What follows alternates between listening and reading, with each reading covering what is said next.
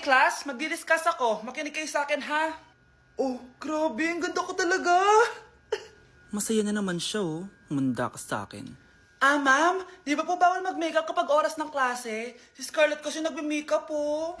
Lu, pero pag ikaw pwede? Gusto. Ay, oo. Mamaya na yung makeup na yung Scarlett, ha? Makinig ka sa akin. Aw, di na siya makakapag-retouch. Okay, class. Dalawa ang naka-perfect sa exam natin. Si Cheska. Expect ko naman na perfect ako eh. At si Scarlett. Perfect din ako. Talagang nilalabanan ako ng babaeng to. Patingin na tas paper mo.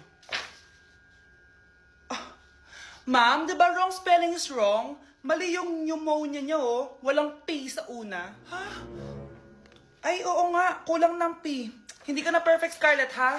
Ayan, ako na ulit ang highest dito sa klase. Kontrabida talaga tong si Samantha sa buhay ko. Bakit di nagre-reply yung jowa ko? Saan na ba yun? Tagal naman ni Scarlett. Saan na kaya yun? Hi, Miguel! Oh, Samantha, samahan mo naman ako sa kantin. Libre kita. Di pwede. Hinihintay ko yung jowa ko. Ha? Nasaan na ba yun? Yay! Sasamahan mo ako!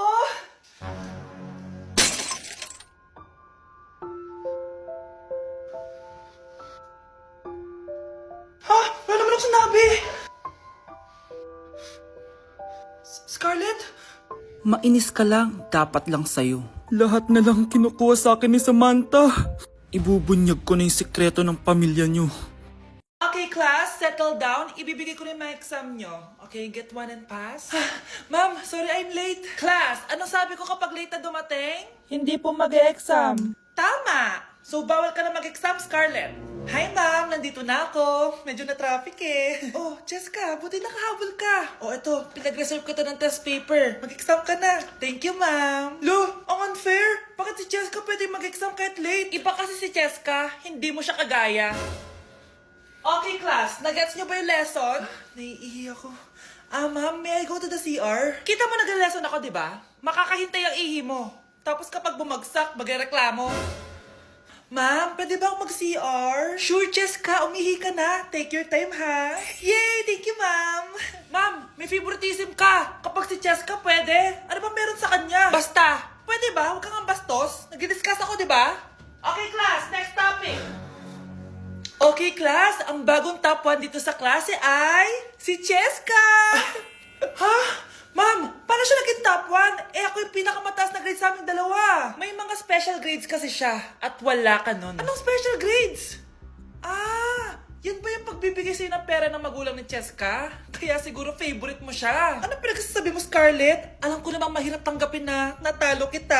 Hindi ka patitigil, Scarlett, ha? Gusto mo dalhin kita sa principal's office? Sige, punta tayo sa principal's office. Ipapakita ko lang tong chat nyo ng magulang ni Cheska.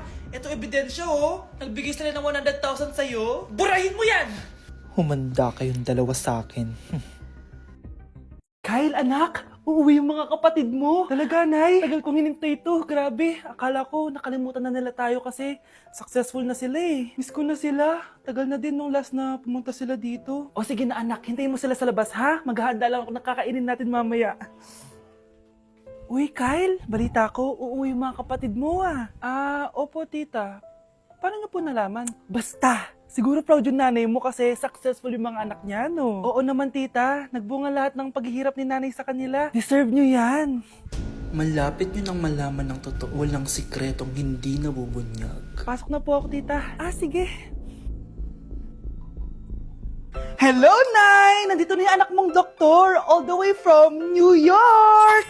Hi, Nay! Nandito na yung anak mong teacher all the way from Central Elementary School! Hello, Nay! Nandito na yung anak mong engineer!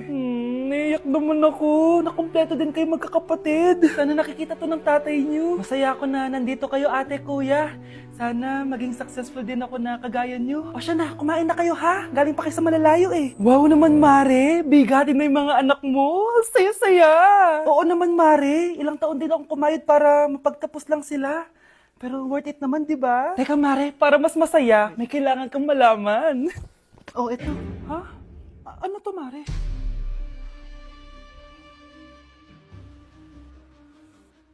Nay, bakit po? Mga sinungaling kayo?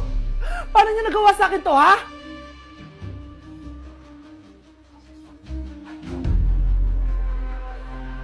Nak, kunin mo yung cellphone ko sa kwarto. May tumatawag ata. Ah, sige po, Nay. Sabi cellphone ni nanay. Anak, bilisan mo naman. Ay, salamat naman, nakatae din. Scarlett, ba't nandyan ka? Eh, di ba pinukuha ko sa cellphone ko? Pinagsasabi mo, Nay. Kanina pa ako dito sa loob. Nay, ito na po cellphone niyo. Sino yan, Nay? Bakit kamukha ko? Teka lang, bakit dalawa kayong Scarlett? Nananaginip pa ako? Ah, Nay, ako yung totoong Scarlett. Ha? Sinungaling! Ako to, Nay, ang totoong Scarlett. Sandali nga! Hindi na ako tutuwa sa inyong dalawa, ha? Isa lang ang solusyon dito. Magtatanong ako at kung sino makasagot ng tama, siya ang totoong Scarlett. Unang tanong, saan ako may balat? Balat? Ah, Nay! Sa puwet! Nay! Sa kifi. Tama! Kifi. Ha? Totoo ba, Nay? O, diba? Alam ko. Susunod na tanong. Ano ang timbang ko? Mukha kang 100 kilos, Nay. Ah, 75 kilos? Tama! 75 kilos! Yes! Huling tanong. Ano ang birthday ko? Birthday?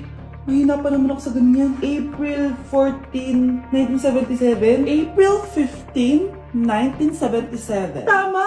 Ikaw nga ang totoong Scarlett! At ikaw, dahil talo ka, lumayas ka na dito, impostor! Ay! Sino ba kasing Scarlett na yun? Bakit kamukha ko siya? Anak, kilala mo talaga ako, no? Siyempre naman, Nay. Anak mo ko eh.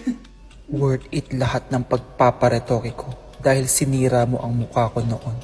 Ngayong napaniwala na kita, gaganti na ako sa'yo. Shh, Scarlett. Tatakas kita, ha? Scarlett, may kausap ka ba? Nandiyan na si nanay. Bilisan mo. Paparating na siya. Bibilisan ko na. Scarlett! Scarlett! May kausap ka ba? Huwag kang maingay dyan, ha? Scarlett, tara na. Tara na, tita. Tita, buti na lang dumating ka. Hindi ko na kaya mga pinagagawa ni nanay. Hi, Scarlett. Nay, Napakahayap mo, Susan! Oo, hayop ako. At least madaming pera. huwag kang mag-alala. Di kita sasaktan. Ha? Hindi ko na din kaya mga pinagagawa sa akin ni Susan. At ikaw, Scarlett, ipapakain ko sa'yo yung lason na binigay mo sa akin. Nay, wag po. Halika. Isubo mo tong lason. Ito'y nararapat sa'yo para mawala ka na sa mundo. Tigil mo na yan, Susan. Totoo ba ito nakikita ko? Buhay ka, Tay? Oo, buhay na buhay. Paano nangyari yun? Hindi pwede. Pinatay na kita. Simula pa lang ng una, alam ko naman na pera lang ang habol mo sa akin, Susan. Kaya nung naparalyze ako, alam ko na pagkakataon mo na yon para lasunin ako. Kaya inutusan ko yung pulis para ipalit ako sa bangkay. Hawak ko din dito yung mga papeles na magpapatunay na ninanakawan mo ako ng pera. Sumama ka sa akin sa presinto. Tandaan nyo to! Hindi ba ako tapos? Anak, sorry. Kinailangan ko magtago sa'yo. Okay lang, Tay. Ang importante, buhay ka.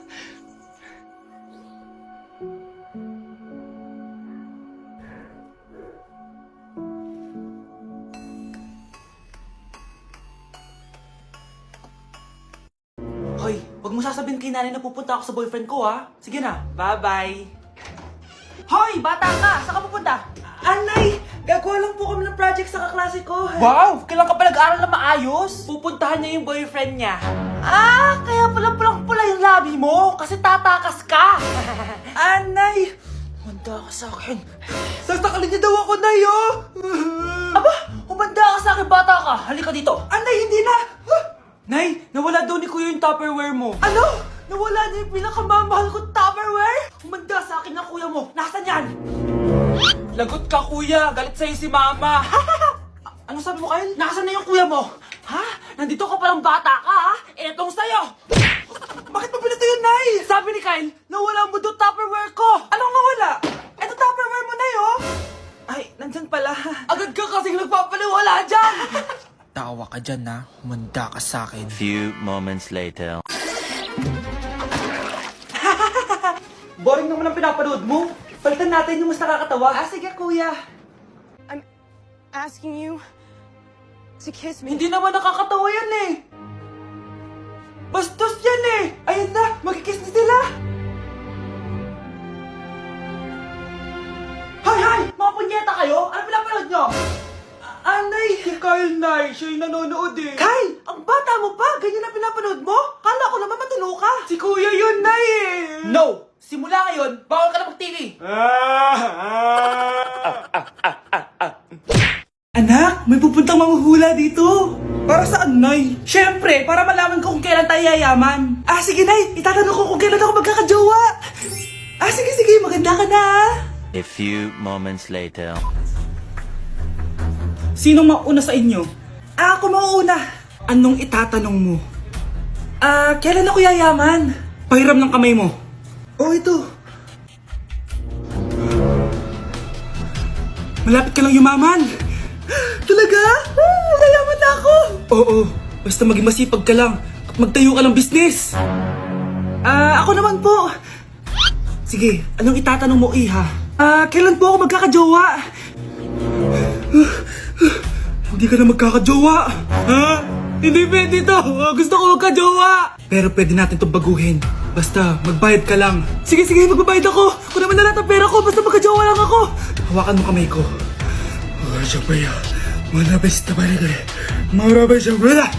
Ayan, may jowa ka na.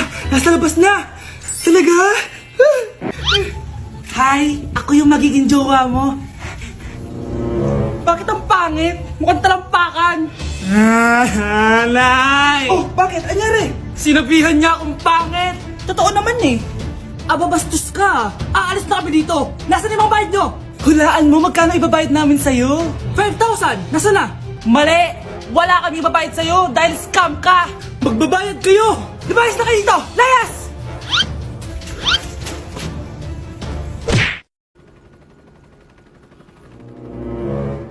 OMG, grabe yung baha, oh.